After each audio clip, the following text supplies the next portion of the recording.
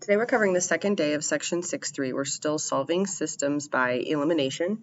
You can see by my meme over there, remember I shared that most students' preference is to use the elimination method. We do teach you graphing and substitution first, but oftentimes elimination sets up a little more nicely than substitution does. So how do we solve by elimination? Really the rules are about the same except for that part there in red. So we're still looking for opposites on the same variable.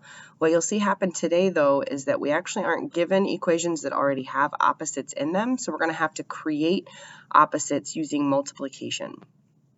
Then we'll still add or subtract the equations to eliminate one variable. We're going to plug that value into one of the original equations to find the other variable, and then we always write our answer as an ordered pair. Remember that the system, or the solution to a system, is the ordered pair where the two lines intersect. So let's look at some examples. Solved by elimination, we have 3x plus 2y equals 27 and 5x plus 2y equals 37. We always want to make this as easy as possible on ourselves. So as you can see, we don't have opposites yet, but we're close. In front of the y, we have positive 2's in both equations. So if I can multiply this first equation, and you could also multiply the second equation, by a negative 1, that's going to change the signs on all the coefficients. So we're going to get negative 3x minus 2y equals negative 27. Notice I multiply every term in the equation by the negative 1. And I'm not going to do anything now with the second equation because I have the positive 2y, which is the opposite of the negative 2y that we just created in the first equation. Now the process is the same as it was in the previous lesson. We're going to add the two equations. Negative 3 plus 5x is 2x, and negative 27 plus 37 is positive 10. Dividing both sides by 2, we get that x equals 5. So we have the first half of the ordered pair. Then we're going to take that 5 and plug it into either the first or the second equation. It doesn't matter. I'm going to go ahead and use the first. 3 times 5 plus 2y equals 27. Now we're trying to solve for y, so we get 15 plus 2y equals 27. Subtracting 15 from both sides, 2y equals 12, and dividing both sides by 2, we get y equals 6. So the intersection of the two lines of this system occurs at 5, 6.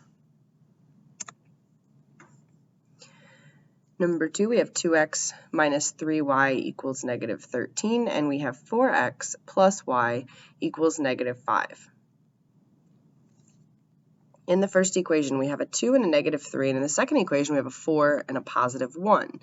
You have a couple of options here. We could multiply the first equation by a negative 2 to make that negative 4x, or we could multiply the second equation by positive 3. That will give us a positive 3y, which will eliminate or cancel with the negative 3y of the first equation. I always like to rewrite both equations. I like things stacked up on top of one another. And now we're going to multiply everything by 3. So that's 12x plus 3y equals negative 15. The y's are going to eliminate again. 2x plus 12x is 14x. Negative 13 and negative 15 is negative 28. Dividing both sides by 14, we get that x equals negative 2. And I'm going to plug that negative 2. I'm going to go ahead and go into that second equation before I multiply it because that y doesn't have a coefficient on it, so I won't have to divide at the end. So 4 times negative 2 plus y equals negative 5. Negative 8 plus y equals negative 5. Add 8 to both sides, and we get y equals 3. The solution to this system is negative 2, 3. Number 3, x plus 3y equals 13, and 2x minus 5y equals negative 18. You can see that I've got a positive 2 in front of the x in the second equation, so if I multiply the first equation by a negative 2, that will give me opposites on the x. So negative 2x minus 6y equals negative 26. And the second equation remains unchanged. So when I add the equations, my x's will cancel. That's negative 11y equals negative 44. Dividing both sides by negative 11, and we get y equals 4. Whoops. Oh, no, it won't erase. That's okay. So now I found y first this time. Make sure you put that in the right spot. If y equals 4, that means it's the y coordinate of the ordered pair. And now I'm going to plug that that 4 in. I'm going to use the first equation again because I can see that the x doesn't have a coefficient on it. So x plus 3 times 4 equals 13. Subtracting 12 from both sides, and we get x equals 1. So the solution is 1, 4.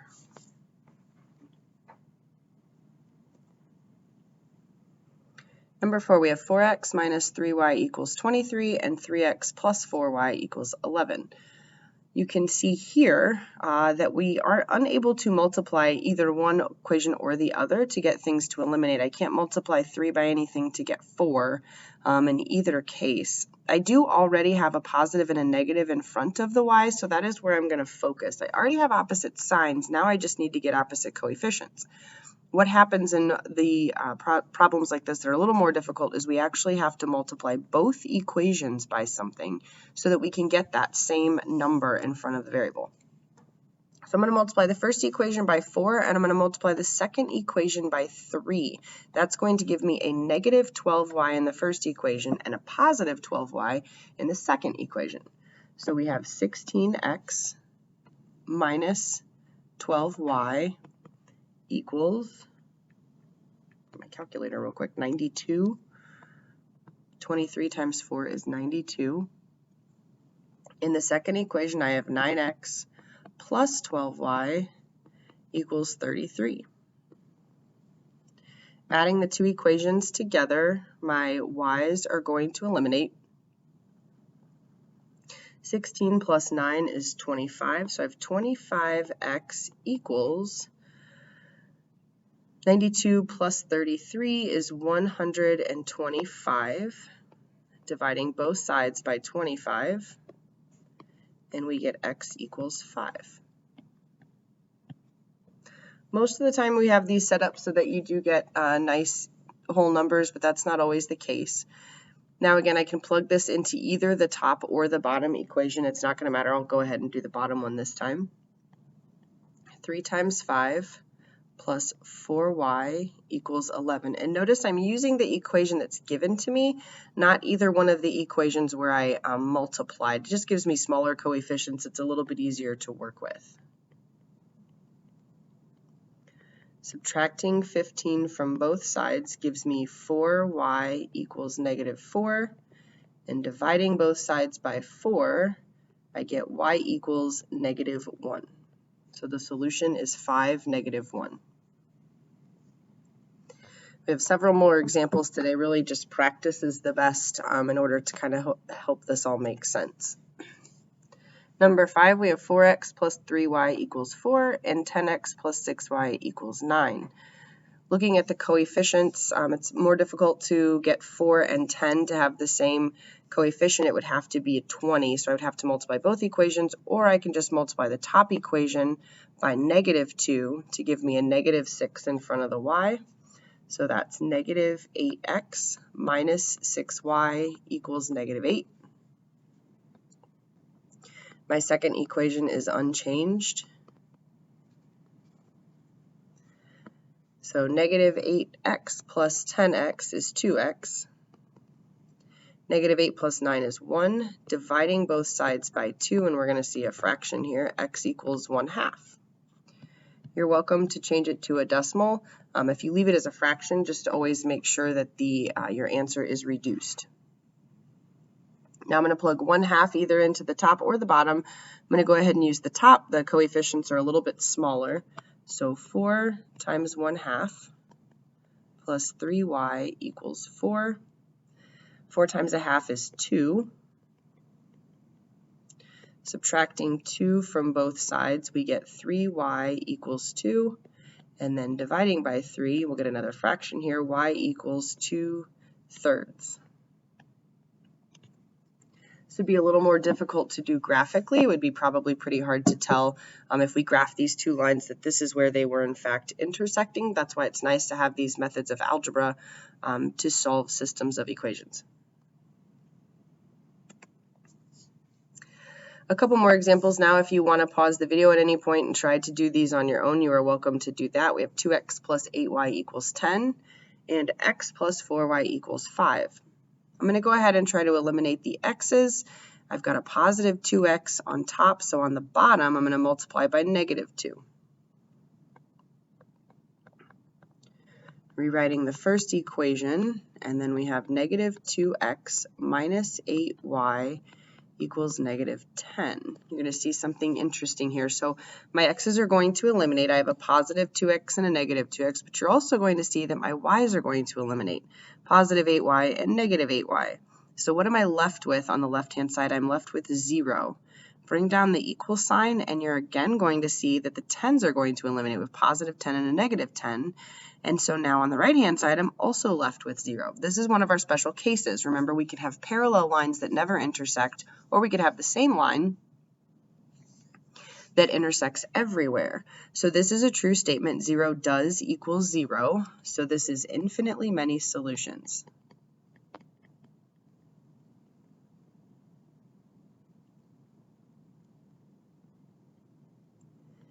In the beginning, it may not have been obvious that the two equations were identical, but you can actually see that the first equation is just a multiple of the second equation. If I take the second equation and just multiply it by a positive 2, I would have gotten the first equation. So they are exactly the same equation for the same line.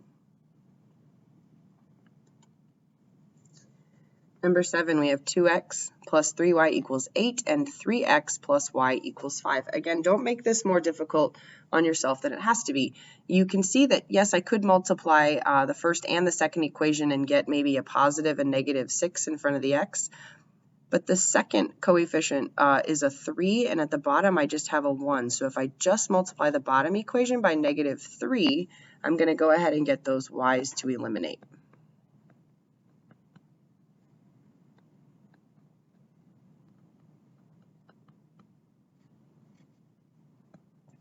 Canceling out the y's, 2x and negative 9x, or 2x minus 9x, that's going to be negative 7x, and 8 minus 15, or 8 plus negative 15, is also negative 7. So dividing both sides by negative 7, we get x equals 1. I'm going to plug that into that second equation. Again, no coefficient on the y is going to make it a little bit easier for me. I don't have to divide at the end. So 3 times 1 plus y equals 5. And subtracting 3 from both sides, we're going to get y equals 2. So the solution to this system where the two lines intersect is 1, 2. I think this is the last example. 2x minus 5y equals 7, and 3x minus 2y equals negative 17. So this one's a little more difficult because as I'm looking, I can't multiply 2 by anything to get 3, or in the second equation, I can't multiply the negative 2 by anything to get negative 5. And we want to work with whole numbers. We don't want to work with fractions. So this is a case where I'm going to have to multiply both equations by something. It's your choice. Do you want to eliminate x's or do you want to eliminate y's? And we've done several now with y, so let's go ahead and eliminate x's. That means I'm going to want a 6. 2 and 3 both go into 6. So I'm going to make the first equation the positive 6 by multiplying by positive 3. But the second equation I need to multiply by negative 2 because I need that x to have a negative sign in front of it. So this gives us 6x minus 15y, and that equals 21. In the second equation, negative 6x plus 4y, watch your signs, equals positive 34.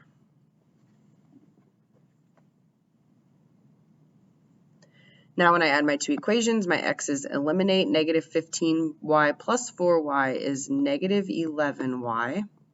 21 plus 34 is 55. So dividing both sides by negative 11, we get y equals negative 5. And again here, both equations, I don't know that one's easier than the other, so I'll just go ahead and plug into that first equation.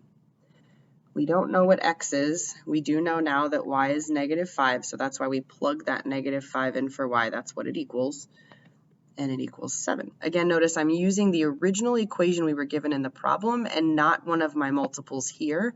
Smaller coefficients, just a little bit easier to work with. This becomes 2x plus 25 equals 7, -5 and -5. We're subtracting 25 from both sides.